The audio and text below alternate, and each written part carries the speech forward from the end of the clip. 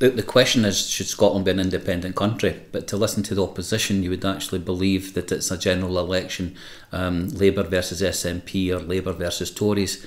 That is a deliberate distraction to take people's minds away from the question, should Scotland be an independent country?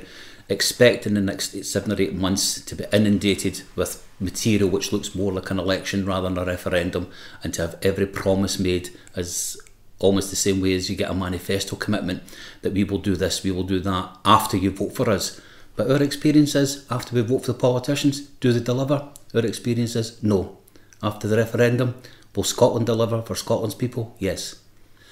The Yes campaign in Dunbartonshire has actually united a community rather than divided it. We've brought people together from Vale of Leven, Dumbarton, Clydebank, from all the outlying villages in the 3 main towns. It's brought people together across the political spectrum. Existing Labour Party members have joined, former Labour Party members have joined, SNP, SSP, Alclutha Command, Greens, a whole wealth of experience from the political parties. Interestingly, people who used to fight each other tooth and nail in elections have now come together in a common cause, united for Yes. But most importantly, it's not just the political parties who have become involved. It's the people who are non-aligned, people who have never been involved in politics for the first time in their life making a political decision. Youth, students, senior citizens, trade unionists, musicians, business people, right across the whole spectrum, people are actually coming to the Yes Dunbartonshire campaign, and it's growing steadily. It's my personal belief, and it's shared by thousands throughout the Dunbartonshire area, that our country and most importantly our communities are best served by us now going our own way and not continuing to be tied to a Westminster system which actually doesn't even acknowledge our existence in a lot of ways. We're just simply voting fodder. We are numbers. We're not human beings. They're far too distant, far too remote. And the evidence of our own eyes is that they've become not just remote, but they've also become uncaring. They're focusing very much on London, and the south of England. Beyond those borders, even in the north of England, people are being neglected. But that's for the people of north of England to settle. In Scotland, we've got a choice. We can decide to continue with a Westminster system which no longer represents us, or we can decide to set up a Holyrood Parliament where people would actually have them in their sights, and when they step out of line, they're within travelling distance for us to let them know.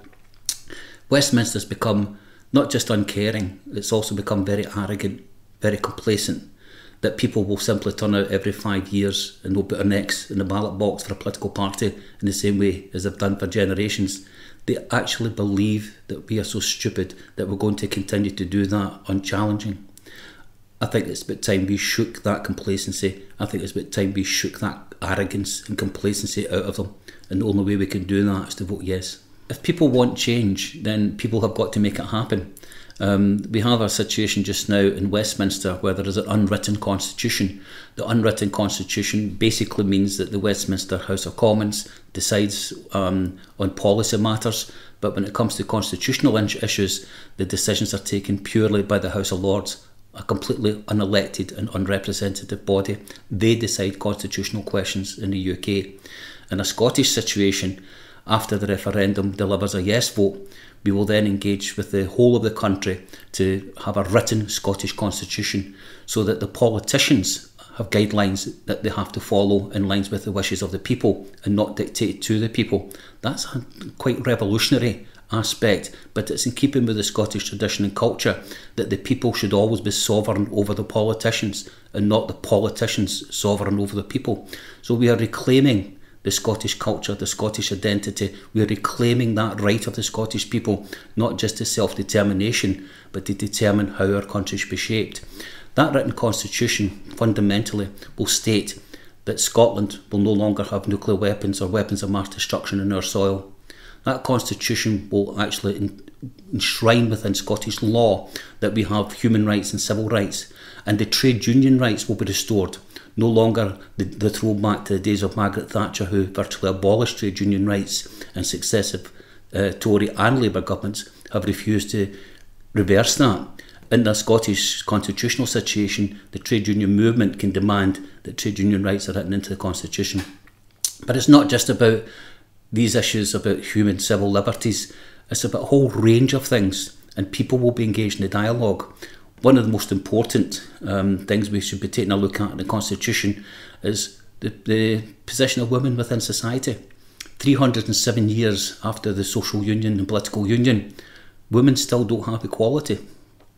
I think it's a golden opportunity for the women's movement to resurrect the ideas, the adrenaline, the commitment, dedication of the early suffragettes, and to finish the job that those suffragettes started by demanding yes to independence, but yes to independence with women's rights enshrined within our constitution. I think that's a very, very important statement. As I said, there are a lot of things which could be enshrined in the constitution, and I think over and above the ones which I've already mentioned, it is important that our constitution actually reinforces the principles of the welfare state. It is a welfare state which is our vehicle for combating poverty within our communities, for eradicating the need for such things as food banks. Only a welfare state can provide that, and I think we have to reassert our commitment to the welfare state, in sharp contrast to Westminster, who wants to abolish it. I kind of started off by saying that this is not a general election. It's actually far more important. It's a social revolution. And a social revolution is something that brings about fundamental change, not just going through the motions of change. If all we end up with is, instead of having a Westminster Parliament dictating to people and ignoring their wishes despite manifesto commitments, if we end up with a Holyrood Parliament, which is Westminster Mark II, then I can understand why people would be saying, why would we want that? The position basically is, no, we don't want it. So after the referendum is decided and after Scotland has voted yes, then we will engage, then we will have the dialogue, and then we'll say, what kind of Scotland do we actually want? And the kind of Scotland we want won't necessarily be what we have at the present time. Everything is up for grabs in terms of dialogue and discussion. The people who are coming into the referendum for the first time in terms of political commitment, they've found their voice.